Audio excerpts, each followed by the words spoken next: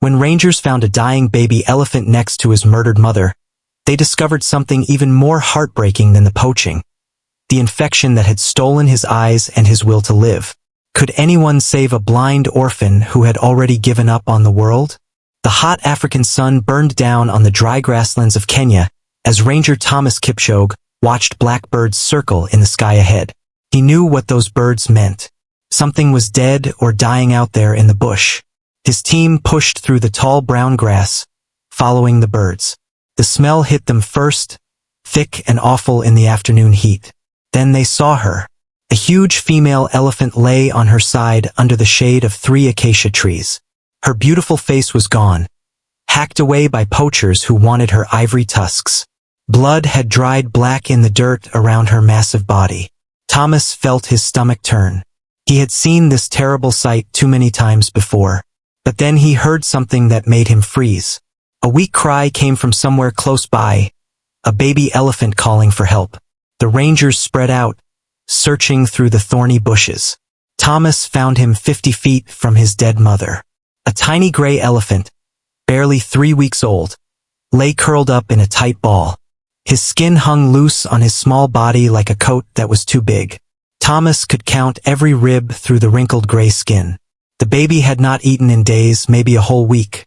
Thomas walked closer and knelt down in the dirt beside the dying calf. He reached out and touched the baby's shoulder very gently. The little elephant jerked away but was too weak to stand up or run. That was when Thomas saw the baby's eyes and his heart broke into pieces.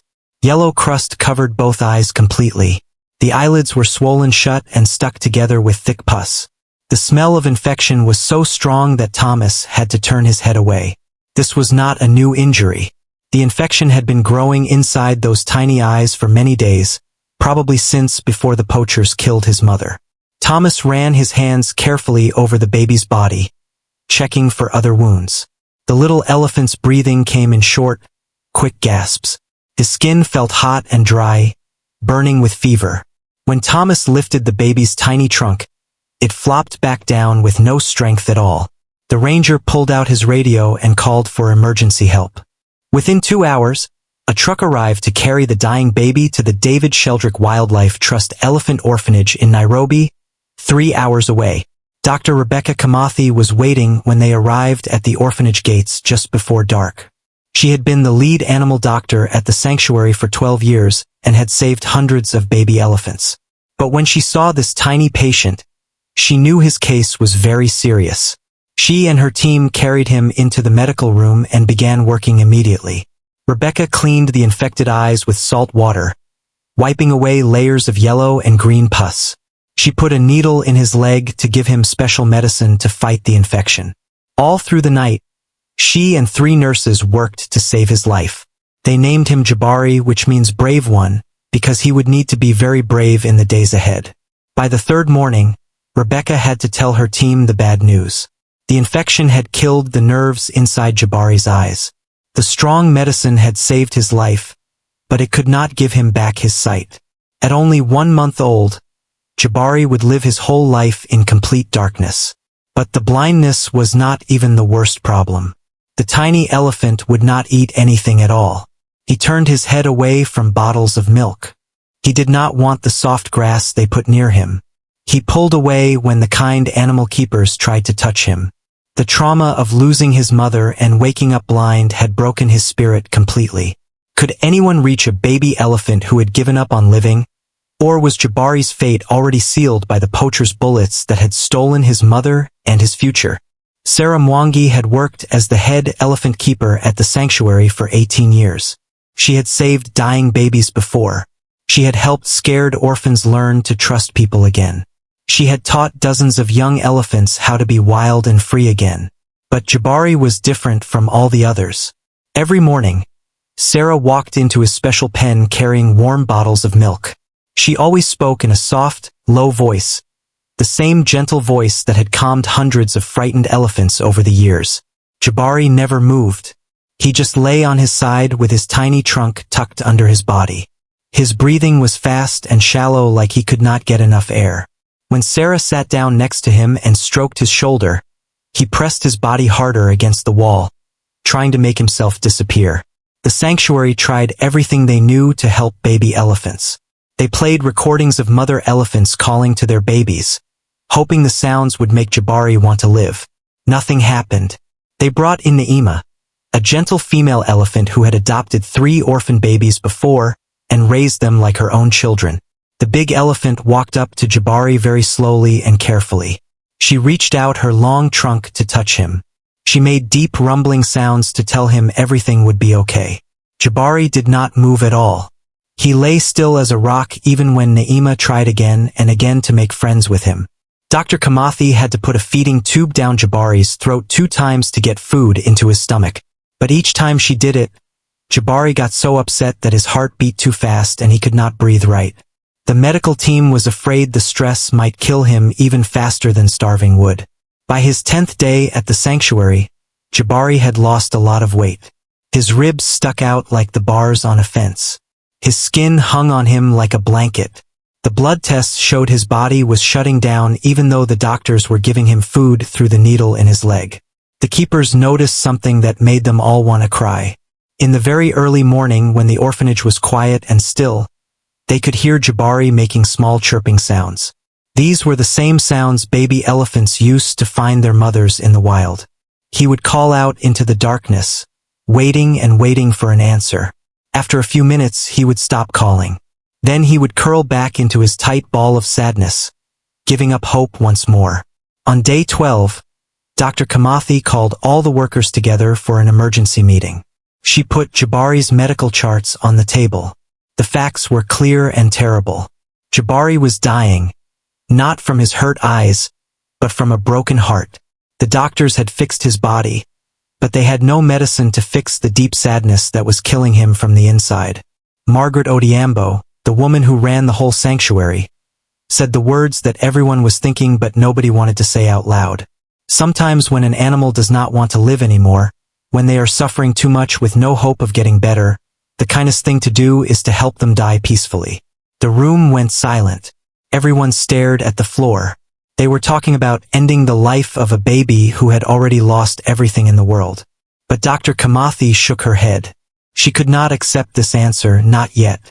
Something deep in her heart told her that Jabari's story was not supposed to end like this.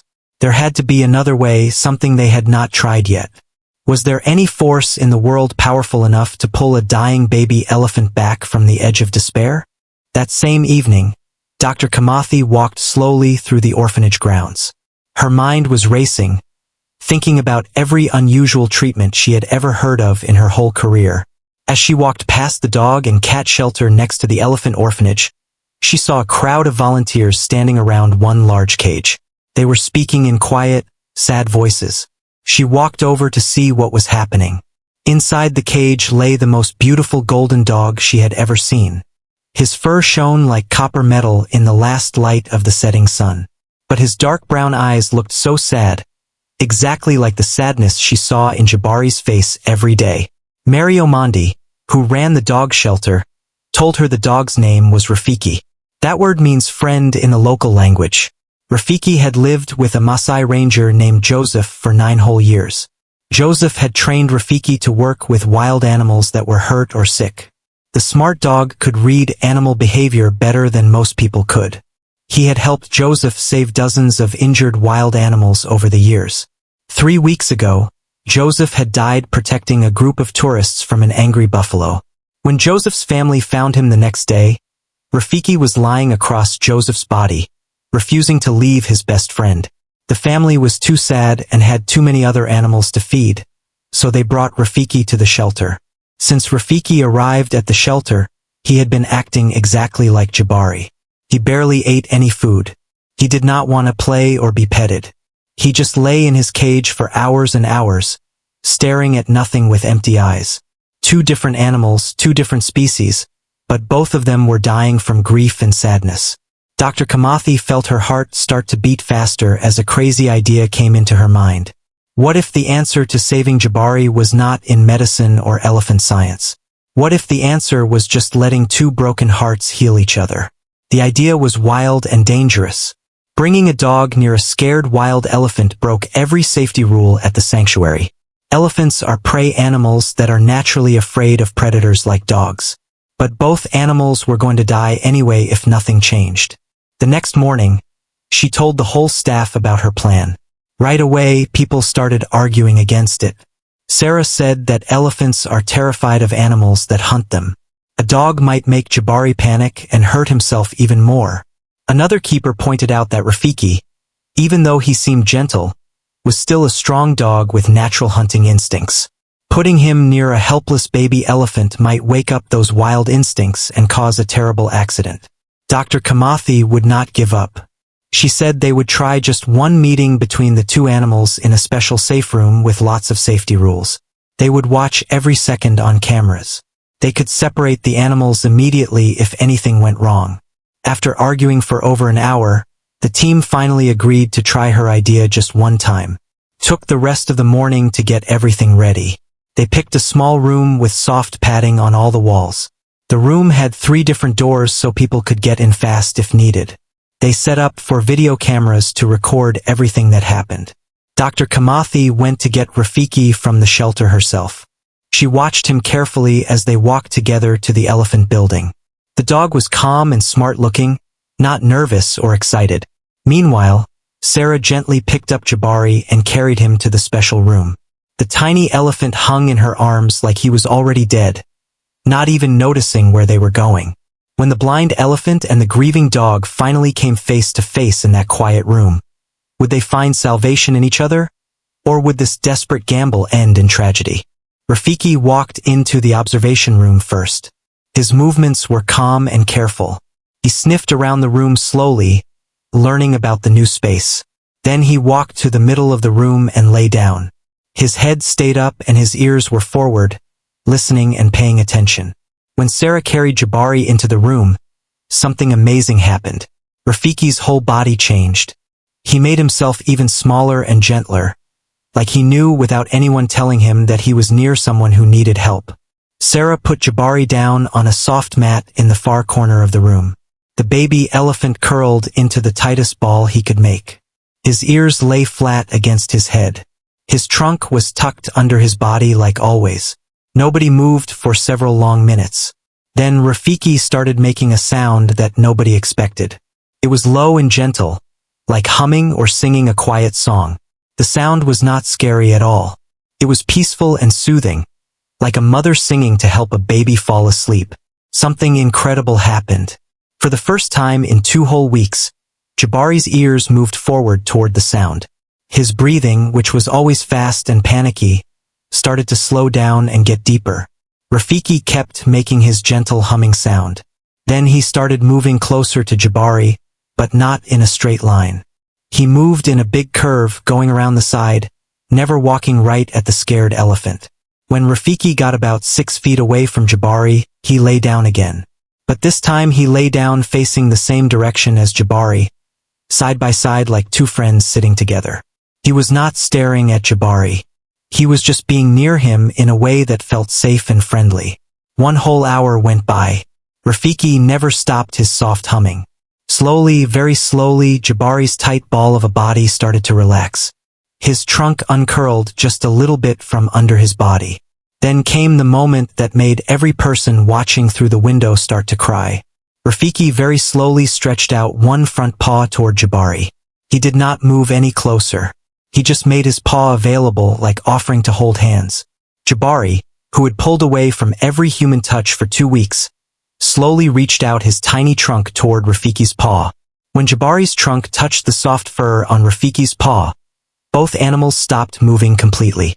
They stayed frozen like that, afraid that moving might break the magic spell.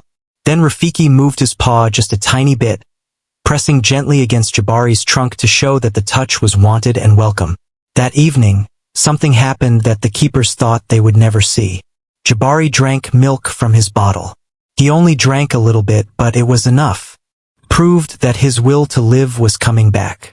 Over the next few weeks, the bond between Rafiki and Jabari grew stronger every single day. Rafiki became Jabari's eyes in the world. He used different sounds to tell Jabari about things around them. He used his body position to help the blind baby know where the food and water were. Rafiki learned to bark in different ways to warn Jabari about things in his path. The baby elephant started gaining weight. His real personality came out for the first time, curious and gentle and playful. Months became years. The sanctuary built a special home where both animals could live together forever.